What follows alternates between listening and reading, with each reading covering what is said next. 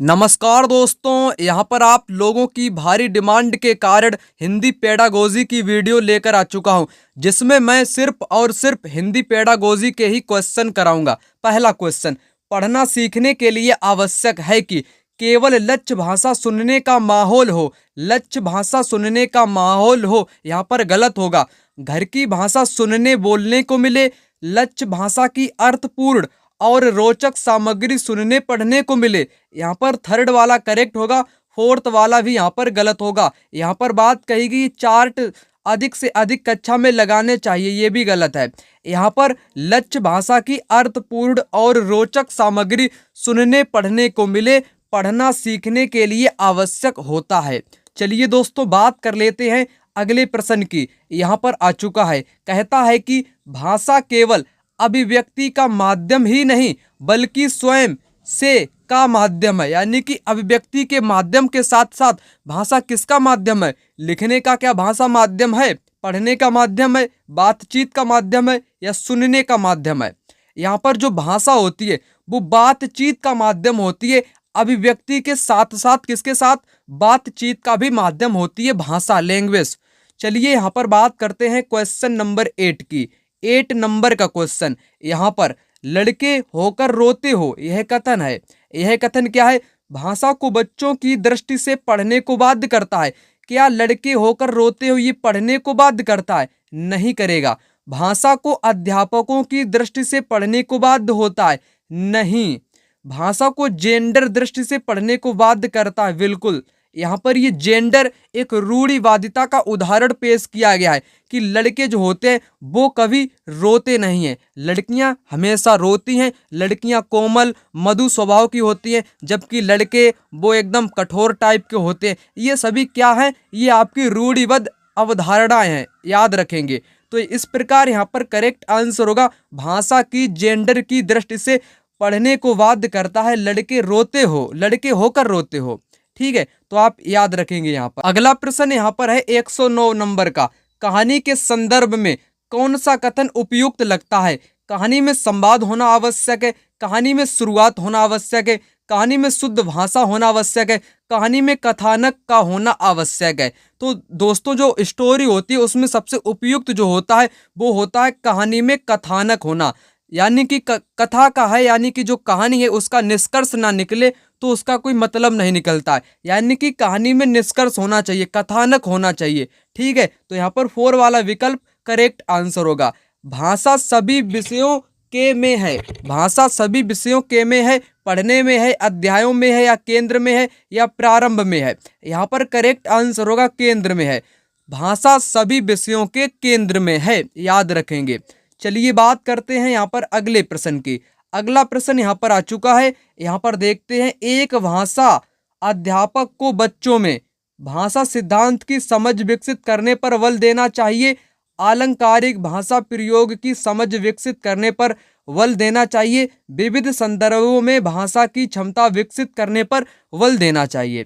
यहाँ पर correct answer आपका कौन सा होगा? यहाँ पर होगा विविध। विविध संदर्भों में भाषा प्रयोग की क्षमता विकसित करने पर एक अध्यापक को बल देना चाहिए। यहाँ पर यही करेक्ट आंसर होगा। बगल वाला जो क्वेश्चन है उसको यहाँ पर देख लेते हैं। यहाँ पर कहता है, कविता का एक निश्चित अर्थ होता है जिसे सभी विद्यार्थियों को पढ़ना चाहिए। इस कथन के बारे में आप क्या मानते हैं? आप क्या मानते हैं? किसी कविता को एक निश्चित अर्थ के साथ पढ़ना चाहिए, सभी विद्यार्थी अपने अनुभव और परिवेश में ही कविता समझते हैं, ये यहाँ पर एकदम करेक्ट होगा। बाकी आपके सभी यहाँ पर गलत दिए गए हैं। ठीक है, सभी यहाँ पर आपके गलत हैं। बच्चे को क्या करना चाहिए? अपने अनुभव के आधार पर और परिवेश के आधार पर कविता को समझना चाहिए, यहाँ पर करेक्ट आंसर होगा। चलिए बात कर लेते हैं यहाँ पर क्वेश्चन नंबर 11 यानी कि 111 की और 114 की। चलिए यहाँ पर पहले 111 नंबर के क्वेश्चन की बात करते हैं। कोई भाषा किसी भी लिपि में लिखी जा सकती है, इस कथन पर आपकी राय है कि कोई भी भाषा किसी भी लिपि में लिखी जा सकती है, इस पर आप क्या कहोगे? यह बिल्कुल संभव नहीं है। क्या संभव नहीं है? यह बहुत हद तक संभव है। हर भाषा की अपनी लिपि होती है, भाषा और लिपि के बीच एक सीधा संबंध होता है। यहाँ पर जो करेक्ट आंसर होगा पहला वाला होगा। यह बिल्कुल संभव नहीं है। यह बिल्कुल संभव नहीं है दोस्तों, कोई भाषा किसी भी लिपि में लिखी जा सकती है, ये बिल्कुल संभव नहीं है, ऐसा नहीं हो सकता है। यहाँ पर बगल वाला क्वेश्चन देख लेते हैं। आप मानते हैं कि अलग अलग तरह की सामग्री पढ़ने के अवसर मिलने से क्या होता है? क्या होता है? यहाँ पर आपको बताना है। भाषा को विविध संदर्भों में प्रयोग करने की समझ बनती है, व्याकरण सम्मत भाषा सीखने को मिलती है, किताबों के बारे में जानकारी, लेखकों के बारे में जानकारी। यहाँ पर करेक्ट आंसर आपका होगा पहला वाला विकल्प, यानी कि भाषा के जो विविध संदर्भ हैं उनके बारे में जो जानकारी होती है उसको समझने में मदद मिलती है। क्या किस कारण से मिलती है? अलग अलग तरह की सामग्री पढ़ने से विविध भाषा को समझने में सहायता होती है। तो पहला वाला यहाँ पर दोस्तों करेक्ट आंसर होगा, बाकी सभी यहाँ पर आपके गलत होंगे। आइए यहाँ पर बात करते हैं 115 नंबर के क्वेश्चन की। हिंदी में विज्ञान संबंधी पाठों को पढ़ाने का उद्देश्य है। क्या उद्देश्य है? विज्ञान की भाषा को समझना, विज्ञान विषय को गहराई से जानना, विज्ञान के प्रति जिज्ञासा बढ़ाना, विज्ञान के संदर्भ में हिंदी भाषा के प्रयोग को समझना। यहाँ पर करेक्ट आंसर दोस्तों जो होगा वो होगा यहाँ पर कौन सा? पहली वाला होगा, विज्ञान की भाषा को समझना। जो कि जो हिंदी की जो पुस्तकें हैं या हिंदी हम लोग जो पढ़ते हैं हिंदी वाली किताबें, उसमें क्या है, हिंदी में विज्ञान संबंधित आपके पाठ यानी कि जो चैप्टर होते हैं वो ऐड कर दिए गए हैं। किस कारण से ऐड हैं? वो आपके हैं विज्ञान की भाषा समझने के लिए। यहाँ पर याद रखेंगे पहला वाला करेक्ट आंसर होगा। आपकी दृष्टि में अभ्यास है। अभ्यास क्या है आपकी नज़र में? पाठ को समझने में मदद करते हैं, बच्चों को तार्किक बनाते हैं, बच्चों को भाषा के बारे में बताते हैं, बच्चों को उत्तर देना सिखाते हैं। नहीं, यहाँ पर पहले ही वाला करेक्ट होगा, पाठ को समझने में मदद करते हैं। जो पाठ के अंत में जो क्वेश्चन रहते हैं, विद्यार्थी ने उस चैप्टर को पढ़ा होगा, उनका जो लास्ट में जो क्वेश्चन रहते हैं एक्सरसाइज वाले यानी कि अभ्यास वाले, वो पाठ को समझने में क्या करते हैं? मदद करते हैं। याद रखेंगे जितना मैंने आपको यहाँ पर बताया। चलिए बात करते हैं यहाँ पर 116 नंबर के क्वेश्चन की। लेखन क्षमता के आकलन के लिए अभिव्यक्त विचारों को जांचना होगा, व्याकरण सम्मत भाषा को देखना होगा, अर्थपूर्ण वाक्यों और संदर्भों को देखना होगा, लिखावट की सफाई और सुंदरता को जांचना होगा। यहाँ पर दोस्तों करेक्ट आंसर आपका कौन सा होगा? यहाँ पर होगा आपका थर्ड विकल्प, अर्थपूर्ण वाक्यों और संदर्भों को देखना होगा लेखन क्षमता के आकलन के लिए। यहाँ पर थर्ड वाला करेक्ट आंसर होगा। 119 नंबर का क्वेश्चन, उच्च प्राथमिक स्तर की पाठ्य सामग्री में अनुवाद सामग्री रखने का उद्देश्य बहुत सी सामग्री से परिचय कराना, प्रचुर हिंदी साहित्य का न होना, अन्य भाषाओं के साहित्य को हिंदी में पढ़ने के अवसर देना, पूरे देश में पढ़ने के अवसर देना। यहाँ पर इसका करेक्ट आंसर होगा थर्ड वाला विकल्प, अन्य भाषाओं के साहित्य को हिंदी में पढ़ने के अवसर देना, जो कि पाठ्य सामग्री में अनुवाद सामग्री रखने का एक मुख्य उद्देश्य है। चलिए बढ़ते हैं अगले प्रश्न की तरफ। यहाँ पर आ चुका है 117 नंबर का क्वेश्चन, हिंदी के पाठों में अन्य भाषाओं के शब्दों के होने का अर्थ क्या है? हिंदी के जो पाठ होते हैं उनमें अन्य भाषाओं के भी शब्द देखने को मिलते हैं, उनको रखने का इसमें अर्थ क्या होता है? अन्य भाषा को पाठ का लेखक हिंदी नहीं जानता, ये आपका हो नहीं सकता। पाठ समाज के बहुभाषी स्वरूप की सहज प्रस्तुति है, पाठ कठिन और अस्पष्ट है, विद्यार्थियों को शुद्ध भाषा नहीं सिखाई जा सकती है। यहाँ पर कौन सा आपको बिल्कुल राइट आंसर इसका लग रहा होगा? यहाँ पर आपको इसका राइट आंसर लग रहा होगा सेकेंड वाला, पाठ समाज के बहुभाषी स्वरूप की सहज प्रस्तुति है। यानी कि जो लेखक होते हैं वो अपने तरीके से उस चीज को प्रस्तुत करते हैं, यानी कि तमाम भाषाओं को प्रयोग करते हुए, इसलिए अन्य भाषाओं के भी हिंदी में आपको अन्य भाषाएं भी देखने को मिलती हैं। सेकेंड वाला यहाँ पर दोस्तों करेक्ट आंसर होगा। बल्कि यहाँ पर हिंदी नहीं जानता, ये इससे कोई मतलब नहीं है। पाठ कठिन है, अस्पष्ट है, गलत है। विद्यार्थी को शुद्ध भाषा नहीं सिखाई जाती है, ये भी गलत है। राइट उत्तर आपका सेकेंड वाला है। यहाँ पर आपका 120 नंबर का क्वेश्चन, यदि आपकी कक्षा में दृष्टिबाधित बच्चे हैं, यानी ऐसे बच्चे जिनको दिखाई नहीं पड़ता है कक्षा में, उनके साथ आप क्या करोगे? उन्हें विशेष सहानुभूति दोगे। किसी बच्चे को विशेष सहानुभूति नहीं दोगे क्योंकि अन्य बच्चों के प्रति भेदभाव उत्पन्न हो जाएगा। उन्हें पढ़ने के उपयुक्त साधन दोगे। यानी कि जैसे स्पर्श करने वाली वस्तु हो गई, यानी कि छू सकने वाली वस्तु हो गई, उसको दे दोगे, यहाँ पर करेक्ट होगा। उन्हें सभी बच्चों से अलग गतिविधि सिखाओगे, अलग नहीं करोगे, गलत होगा। उन्हें कम गतिविधि कराएंगे, कम भी नहीं कराएंगे, बराबर कराएंगे, समावेशी कक्षा में उनको पढ़ाएंगे। ठीक है, तो यहाँ पर आपका राइट आंसर होगा उनके लिए साधन देने चाहिए दृष्टिबाधित बच्चों के लिए। अगला प्रश्न यहाँ पर आ चुका है, कहता है कि उच्च प्राथमिक स्तर पर भाषा सीखने और सिखाने का एक उद्देश्य है। उच्च प्राथमिक स्तर पर व्याकरण के सभी नियमों को कंठस्थ करना, रटाना, सिखाना, यानी कि व्याख्या देना। ये दोस्तों हमेशा ही गलत होते हैं, पहला आपका हो नहीं सकता, यहाँ पर गलत होगा। साहित्य की गद्य एवं पद्य विधाओं की रचना, हिंदी भाषा के समग्र इतिहास के बारे में जानना, भाषा की नियमबद्ध प्रकृति की पहचान और उसका विश्लेषण करना। यहाँ पर दोस्तों करेक्ट आंसर आपका कौन सा होगा? यहाँ पर 4 वाला हो जाएगा। 4 वाला होगा, भाषा की नियमबद्ध प्रकृति की पहचान करना और उसका विश्लेषण करना। बाकी यहाँ पर तीनों गलत होंगे। किसके बारे में? भाषा सीखने और सिखाने के उद्देश्य के बारे में। चलिए बात करते हैं यहाँ पर 137 नंबर के क्वेश्चन की। यहाँ पर कहता है, चलिए इसको यहाँ पर देख लेते हैं।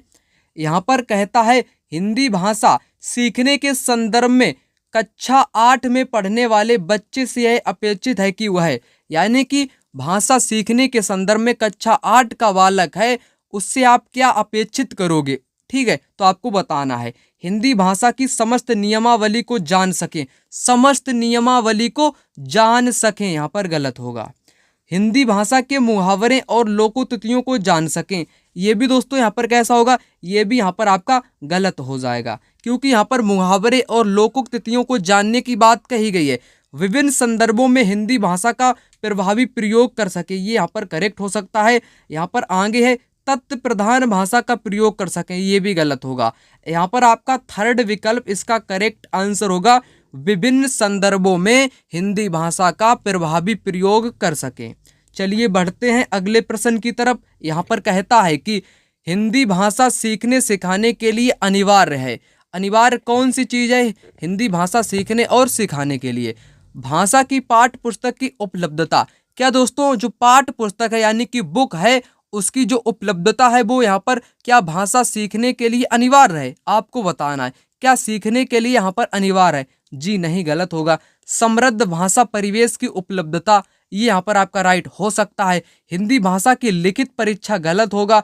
भाषा की दृश्य श्रव्य सामग्री, दृश्य श्रव्य सामग्री उसमें काम आती है दोस्तों दृश्य देखने वाली और सुनने वाली, जिसमें कि जो बच्चे हों वो दृष्टिबाधित हों। यहाँ पर ऐसी तो बात कही गई नहीं है दृष्टिबाधित वाली। हिंदी भाषा सीखने और सिखाने के लिए अनिवार्य क्या है दोस्तों? वो है आपका समृद्ध भाषा परिवेश की उपलब्धता। सेकेंड विकल्प यहाँ पर करेक्ट उत्तर होगा। चलिए बात करते हैं यहाँ पर 142 नंबर के क्वेश्चन की। यहाँ पर कहता क्या है, इसकी यहाँ पर बात करते हैं। ठीक है, इससे पहले आपके यहाँ पर भी क्वेश्चन दिए गए हैं, उनको सबसे पहले यहाँ पर आपको करा देता हूँ। यहाँ पर आइएगा 139 से, 139 से यहाँ पर दिए गए हैं। ठीक है, 139 से सबसे पहले यहाँ पर करेंगे। ठीक है, उसके बाद में 142 पर यहाँ पर आएंगे। चलिए 139, उच्च प्राथमिक स्तर पर हिंदी भाषा के आकलन में सबसे महत्वपूर्ण क्या है? सबसे महत्वपूर्ण दोस्तों कौन सी चीज़ यहाँ पर होती है? हिंदी भाषा के व्याकरण की जानकारी क्या सबसे महत्वपूर्ण होती है? हिंदी भाषा की बारीकियों की समझ व प्रयोग करना ये होता है। हिंदी भाषा के साहित्यकारों की जानकारी कभी नहीं हो सकती है। हिंदी भाषा की मानक वर्तनी की जानकारी ये भी यहाँ पर नहीं हो सकती है। करेक्ट आंसर आपका यहाँ पर दोस्तों सेकेंड विकल्प होगा। उच्च प्राथमिक स्तर पर हिंदी भाषा के आकलन में जो सबसे महत्वपूर्ण होता है वो होता है हिंदी भाषा की बारीकियों की समझ का प्रयोग करना। ओके, तो उनकी समझ जो होती है वो यहाँ पर सबसे महत्वपूर्ण होती है, ना कि व्याकरण को आप रट लो या कंठस्थ कर लो, वो इतना यहाँ पर महत्वपूर्ण नहीं होता है। चलिए बात करते हैं यहाँ पर 140 नंबर के क्वेश्चन की। भाषा अर्जन के संबंध में कौन सा कथन राइट है? भाषा अर्जन के बारे में, यह सहज होता है, यह सरल होता है, यह कठिन होता है, यह सीखा जाता है। क्या भाषा दोस्तों सीखी जाती है? जब बालक पैदा होता है उसके आस-पास पड़ोस या परिवार के माध्यम से ही बच्चा क्या करता है, भाषा सीख लेता है, चाहे वो विद्यालय जाए अथवा ना जाए। ठीक है, तो उसकी भाषा अर्जन हो जाएगी। कैसे? यह एक सहज तरीका है, सरल नहीं कह सकते हो क्योंकि सरल से भी एक सहज होता है। ठीक है, सहज होगा। बाकी यहाँ पर कठिन और सीखा जाता, ये सभी गलत हैं। पहला वाला यहाँ पर दोस्तों बिल्कुल करेक्ट आंसर होगा। आइए यहाँ पर बात करते हैं 141 नंबर के क्वेश्चन की। उच्च प्राथमिक स्तर पर विभिन्न विषयों पर आधारित पाठों के पाठ्य पुस्तक में शामिल करने का उद्देश्य क्या है? क्वेश्चन को सबसे पहले समझा करो। उच्च प्राथमिक स्तर पर विभिन्न विषयों पर आधारित पाठों को पाठ्य पुस्तक में शामिल करने का उद्देश्य क्या है? बच्चों को विभिन्न विषयों की जानकारी देना, बच्चों को विभिन्न प्रयुक्तियों से परिचित कराना यानी कि परिचित कराना, अन्य विषयों को सीखने में मदद करना, अन्य विषयों का सरलीकरण करना। यहाँ पर करेक्ट आंसर दोस्तों आपका कौन सा होगा? यहाँ पर होगा बच्चों को विभिन्न प्रयुक्तियों से परिचित कराना। ठीक है, तो सेकंड वाला बिल्कुल उपयुक्त कथन यहाँ पर होगा। चलिए बात करते हैं यहाँ पर 142 नंबर के क्वेश्चन की, जो कि आपका यहाँ पर ऊपर में दिया गया है। यहाँ आकलन का प्रयोग के लिए होता है। किसके लिए आकलन का प्रयोग होता है? सभी जानते होंगे आकलन का जो प्रयोग होता है वो दोस्तों सीखने में मदद करता है। किसमें? सीखने में मदद करता है, ना कि कितना सीखने में, आंकने में करता है, परस्पर तुलना में नहीं, ना ही भाषा की जानकारी में। सीखने में मदद करता है आकलन का प्रयोग। ओके, चलिए बात करते हैं यहाँ पर 143 नंबर के क्वेश्चन की। दृश्य श्रव्य सामग्री का प्रयोग तब उपयोगी होता है जब बच्चे बहुत सरलता से समझ सकें, उस पर अपनी बौद्धिक प्रतिक्रिया दे सकें, उसकी भाषा का अनुकरण कर सकें, उसके बनने की प्रक्रिया को बता सकें।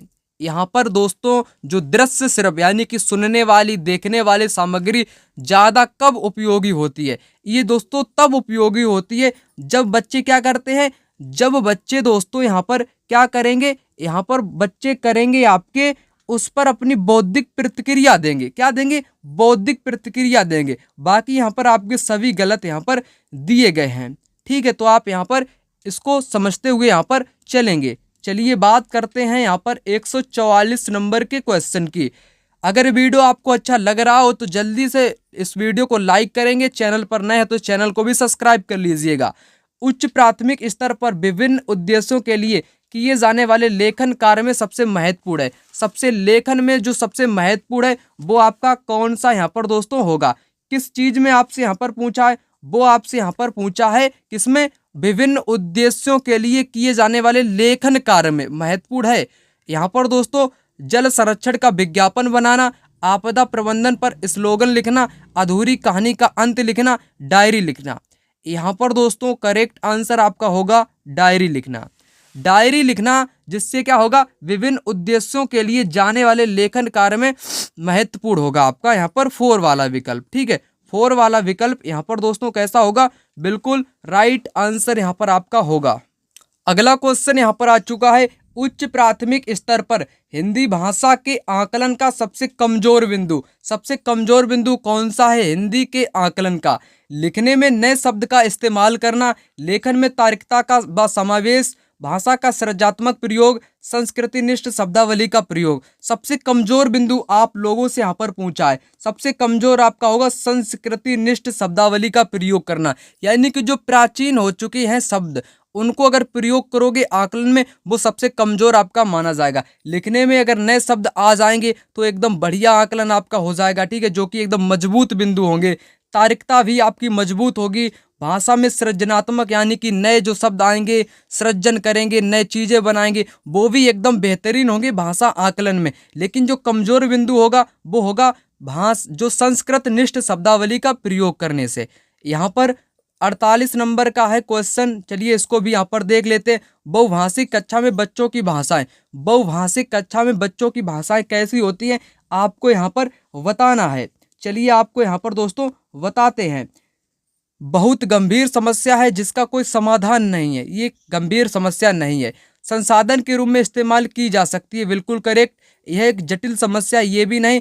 यहाँ पर लास्ट में है हिंदी भाषा की कक्षाओं से बाहर ही रहनी चाहिए, ये भी गलत है। यानी कि जो बहुभाषिक कक्षा में जो बच्चों की भाषाएं होती हैं वो संसाधन के रूप में इस्तेमाल की जाती हैं, यहाँ पर याद रखेंगे।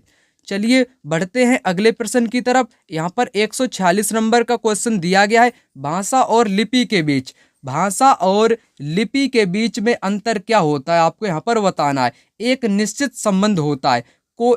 एक बात हमेशा याद रखेंगे, भाषा और लिपि के बीच कोई निश्चित संबंध नहीं होता है, ठीक है। कोई भी किसी भी प्रकार का कोई निश्चित संबंध नहीं होता है। सेकेंड वाला विकल्प यहाँ पर करेक्ट आंसर होगा। 149 नंबर का क्वेश्चन यहाँ पर देख लेते हैं। उच्च प्राथमिक स्तर पर व्याकरण पढ़ाने की आगमन पद्धति में क्या करना चाहिए। जटिल से सरल की ओर जाते हैं, यानी कि कठिन से सरल की ओर। उदाहरण से नियम की ओर जाते हैं, नियम से उदाहरण की ओर जाते हैं। व्याकरण की पाठ्य पुस्तक पर केंद्रित रहते हैं, पाठ्य पुस्तक पर केंद्रित नहीं रहेंगे, ठीक है। यहाँ पर आपको क्या बताना है, व्याकरण पढ़ाने की जो आगमन विधि होती है, आगमन, उस विधि में क्या होता है आपको यहाँ पर बताना है। यहाँ पर इसका बिल्कुल राइट आंसर होगा उदाहरण से नियम की ओर। सबसे पहले क्या बच्चों को समझाया जाता है, सबसे पहले दोस्तों उदाहरण समझाया जाता है। उदाहरण बच्चे समझ लेंगे, उसके पश्चात उस नियम को भी समझ लेंगे, इसलिए सेकेंड वाला यहाँ पर करेक्ट आंसर होगा। चलिए बात करते हैं यहाँ पर 150 नंबर के क्वेश्चन की। अंतर्निहित भाषा क्षमता का संबंध किसके साथ होता है। अंतर्निहित भाषा क्षमता का संबंध किसके साथ है दोस्तों, यहाँ पर चोम्स्की के साथ, पियाजे के साथ, स्किनर के साथ, वाइगोत्स्की के साथ। यहाँ पर दोस्तों करेक्ट आंसर आपका होगा चोम्स्की। चोम्स्की के साथ है अंतर्निहित भाषा क्षमता का संबंध। वीडियो दोस्तों आप लोगों के लिए यहीं तक था, ठीक है। एक क्वेश्चन और यहाँ पर आपका है 100 कौन सा, यहाँ पर 147 नंबर का है, इसको भी यहाँ पर कर लेते हैं। फिर आपके यहाँ पर 150 क्वेश्चन, यानी कि एक पेपर में जितने पेडागोजी के क्वेश्चन आते हैं उनको मैंने यहाँ पर आपके सभी के सभी करवा दिए हैं। उच्च प्राथमिक स्तर पर हिंदी भाषा का आकलन करते समय सर्वाधिक बल आप किस पर दोगे। हिंदी भाषा का आकलन करते समय यहाँ पर करेक्ट आंसर आपका होगा पोर्टफोलियो पर, ठीक है। पोर्टफोलियो पर करते हैं, लिखित परीक्षा पर भी नहीं, ना मौखिक परीक्षा पर, ना जांच सूची पर। यहाँ पर थर्ड वाला राइट आंसर होगा।